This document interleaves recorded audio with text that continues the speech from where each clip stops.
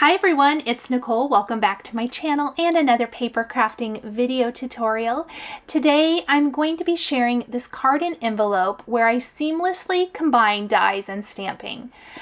Dies and stamping go hand in hand, and you may not think of taking a just die cut leafy image and combining it with other florals, but it really can work, and I am going to show you how I used the new Arching Spruce Sprig basically as a guide for placement of all of the rest of my floral images for this fun season's greetings card using brand new stamps and dies and ink from the Simon Says Stamp All the Joy release. This is the November 2023 release. I am starting by stamping the layering images from the beautiful new stamp and die set from Simon Says Stamp called Winter Wishes. Now, this definitely is a very Christmassy themed set or holiday themed set. And I am using brand new ink colors from Simon Says Stamp to stamp all of these images. Now, they might be a little bit more autumnal, if you will, but I think they work really beautifully here for this poinsettia is kind of what I'm imagining these flowers. I think that's what they are. If not, that's what we're making them. And it works really, really well. So you're going to see me use all 6 of the new colors in the creation of my card, even including, I think it's Nutmeg, which is kind of the rust color, which I'm super excited about because I actually think that's like the perfect pumpkin color. So for fall themed or Thanksgiving cards or leaves, I think it'll be really, really great.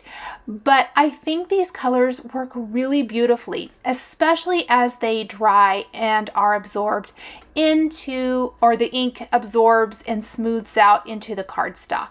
I am using my Misty to stamp all of the images today. Some of them, because this was my first time using them, did need to be stamped more than once. And because of that, it really worked out great to just be able to use my Misty to do that. I thought I could get everything on this half sheet of 8.5 by 11 or 5.5 by 8.5 cardstock, but I did need to use one other sheet. I stamped way more images than I thought I would use, but I think I maybe only ended up with 4 to 5 leaf images that I didn't use for my finished card. So sometimes it pays to just be extra and stamp lots and lots of images. In addition to my card today, we will be creating the coordinating envelope. I think that layering stencils and layering stamps, which layering stamps are what we're using today, make the best envelopes. Because instead of a flat, stamped image, you get a beautiful dimensional look with just stamps or stencils, and it's really quick and easy. I'm a big fan. I love a coordinating envelope, but I love for it to be easy. I am going to continue on now stamping all of these images for my card. I will speed up the video just a bit because it is a lot of back and forth and changing the stamps, cleaning the stamps, and re-inking stamps. If you are a fan of multi-layer stamping, let me know down in the comments. This is a fantastic way to get that dimensional look without having to color images. I know lots of you don't really love the coloring, but you love the look. And this is where the layering stencils and layering stamps come in so, so handy. I used all 3 colors of green, as I mentioned earlier, for the leaves. And then basically the 2 darker colors in the, I call it a rusty red color combo. Mostly I used those 2 colors, but I will pull in just a little bit of the light color here in just a little bit. Now, once I am done stamping all of my images for my card, I will be die cutting all of these with the coordinating dies. And they die cut fantastic. I took a minute, cut them apart. I try to die cut as many images with one pass of the machine as possible. There are duplicates of many of the images. You may have noticed at the beginning of the video that this card features a swag up at the top and a swag at the bottom with the sentiment in the middle. So I knew I was going to need more than I thought I was going to need. And like I said, I just kind of overestimated so that I didn't have to go back and stamp additional images later on. In addition to the brand new ink colors, I did pull out the woodsy ink for the center of my flowers. Probably could have left that layer or that step out as it turned out, but I didn't know that at the time. I did finish my flower. I layered my flowers, number one, and number two, I did add some pearls. So if I was going to go back, I wouldn't do that step. Here is that extra sheet of cardstock. I've already die cut the arching spruce sprig from that. I have two of those die cut from the white cardstock. And we'll just add a few additional greenery pieces for a little added interest. A lot of these I did not duplicate, a couple I did, but this is going to provide maybe a little additional interest between the two swags. They're very, very similar. In fact, I don't know that I did anything different. Maybe one branch on each, just for a little bit of, a variation. Okay, I've got all of my die cuts, and then I have got my spruce sprigs. We are going to take our mid-tone, color ink, the Artichoke, and I am using my large blending brush on the Simon Says Stamp glass mat, and I'm kind of pouncing that color on. You'll notice that I was really, careful, I suppose, not to completely cover it. I like a little white showing through. Then I am going to take my dark color, and we are going to take a smaller blending brush, and just really down the center of that branch is where I'm going to concentrate my darker color, just kind of here and there. Again, I don't want to cover up too much of the white. If there's a little white peeking through, that's what I like. This will fade as the ink dries. It's not going to stay quite that dark. This will be the base of the arch for the top and bottom of my background. Now, before we assemble anything, I do need to add something to my background. If you've been here for a while, you know that I love a decorative background. Generally, I like it not to be super duper busy. And so I did use this brand new background stamp that I think is going to be one of my favorites. Not quite a dot. I love the name, and I love that it looks like a little plus sign, basically, like a little circle with the lines coming out of it. I've stamped that with the embossing ink on a 4 1/4 by 5.5 inch panel of smooth white cardstock, and then I will sprinkle on antique gold embossing powder and heat set this. It's going to be a very simple background, but so pretty. This is a background that you can use over and over again. I have lots of ideas for this background. Like I said, I can see this becoming a new favorite in my stash. I love, love, love a good basic. So now that I have heat embossed this, let's go back in with our sprigs. And here is kind of what I'm imagining. They gently curve already. We're going to have one curve coming in from the right and one from the left, and then we will simply fill in with all of our florals. I will kind of assemble one of them, and then I will speed up the video for the second arch because it will be a lot of repetition. Before I ever glue anything down, you'll notice I laid out a few pieces and I thought, yes, I like this. So next, I'm very carefully going to place glue just down the center of my branch. I don't want to apply too much glue. I want to be able to lift and manipulate these spruce branches so that I can tuck my floral underneath, leaves underneath. And we're simply going to build a floral arrangement, basically. And that's kind of how I thought about this as I got started, was building an arrangement from the base up. That spruce sprig is our base, and then we're going to build out from our large flower and then just start adding in all of these beautiful stamped pieces. The more you add, the prettier it gets. I love this. And then of course this little branch has some little red berries on it, which adds to the beautiful pop of red color. Now the only thing is they may not lay very flat. What you're going to see me do is, once I am happy with how I have arranged my florals, I will place something heavy. I generally use acrylic blocks because they're handy and they're right there in my craft room. I like to place them on top to help hold everything down while the liquid glue dries. So that is my one little tip. Try to do all of your assembly kind of all at once. That way, if you need to move anything, you can. If you want to manipulate things or change things, you can very easily do that. And I really tried to manipulate and tuck and have some of the spruce sprig on top and some back behind, just for that added interest. We're going to add the second sprig up at the top. And again, we're doing the same thing with our poinsettia flower.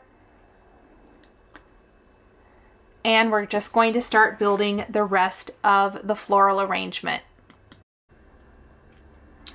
I didn't film it, but I did take those greetings. You can see them laying on my glass mat as I'm working, and I stamped those on another piece of smooth white cardstock with the embossing ink and heat embossed with the antique gold embossing powder.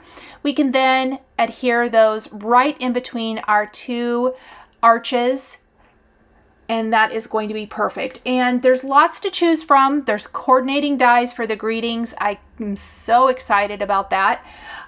There's winter wishes, season's greetings, Christmas wishes, joyful wishes. Those are your bigger sentiments. And have a Merry Christmas, which is the smaller sentiment. I chose season's greetings and have a Merry Christmas for my card. Now I am simply adding anything else. Now I really wanted to add that smaller flower, but it didn't really work in any of the areas that I thought it might. And because of that, I really didn't know what I was going to do. And I ended up layering it on top, or kind of placing it on top to see if I liked it layered, and I did. So I decided to go ahead and do that for both of the large poinsettias there, and I thought that that turned out really, really nicely. I will take some foam adhesive strips and pop up my greetings right between the greenery. And look how beautiful that greenery is. I want that for my house, truly. I think that would be so pretty. I love lots and lots of greenery with the pops of red. I know I talked about this in another video where I was using greenery and how greenery really makes or breaks a floral card. And this is so true. Especially in this instance, it is a lot of greenery. It's a lot more greenery than it is color on this card, more than the red. And that is what makes the floral arches so beautiful. There is a lot hanging off of the edge, and that is okay. We're going to flip the panel over and snip all of that off. I always like to go from the back so I can just follow along the edge. I have these long scissors from Tim Holtz, and they work great. They are a little gunky. I actually cleaned them right after I filmed this card and video because they needed cleaned up. Now it's finishing detail time and making a coordinating envelope. In the center of each of the large flowers, I put a trio of small glue dots. I'm taking these gold satin pearls from Trinity Stamps, and I'm adding those teeny tiny pearls to the center of each. This is why I said I could have foregone stamping the center of my flower, but that's totally okay. To me, the addition of these pearls on my card design take a beautiful card and just elevate it. They add a little bit of interest. I will add a scattering of pearls then throughout the greenery, not a ton. I think 3 per swag. So 3 more up at the top, 3 down at the bottom. And we're just going to scatter those throughout. Once this is done, we're going to glue the entire thing to a white top fold card base to finish off the design.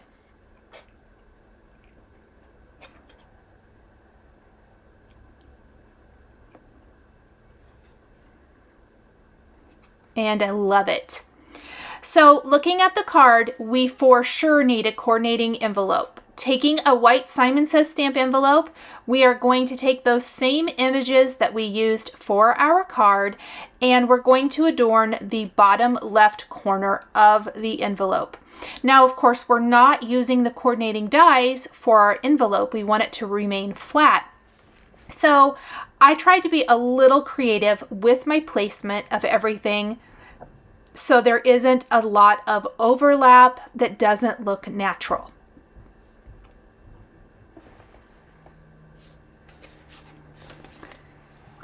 I really worked to kind of get it looking the best I could with all of these different layers, and I absolutely love the results.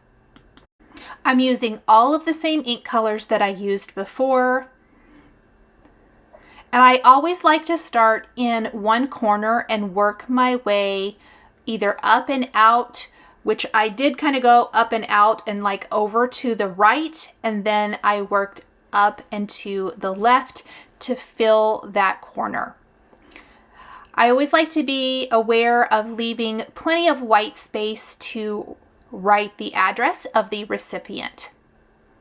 You could even stamp something on the back flap if you wanted to. I think that would be kind of cute. I generally stamp my return address on the back flap of my envelope, so that might be a fun place to add maybe an additional flower or something like that. I didn't in this case, but looking at it, I think that would be really fun. Again, lots of greenery, really balance out this design perfectly and give it a lot of character. I hope you guys have enjoyed this video showcasing brand new products from the Simon Says Stamp November 2023 All the Joy release. The supplies I used to create my card and envelope are listed and linked below the video here on YouTube. Thank you guys so much for joining me today, and we'll see you in the next video. Thanks for watching. Thank you so much for joining me today for another paper crafting tutorial. I love being able to share with this incredible community of crafters. I want to give a huge shout out and special thank you to my amazing Patreon members. If you're interested in joining Patreon, please click the link in the description underneath the video here on YouTube. Patreon is a private community where you can support more of what I do. There is exclusive content, information, and behind-the-scenes content. Top-tier members will receive a handmade birthday card during your birthday month, access to D-Stash, and monthly exclusive lives, plus so much more. We would love to have you join our growing community. If you enjoyed this video, please subscribe to my channel, click the like button, and don't forget to hit the notification bell to always be notified when I have a new paper crafting video or I go live. Thank you so much for joining, and we'll see you next time.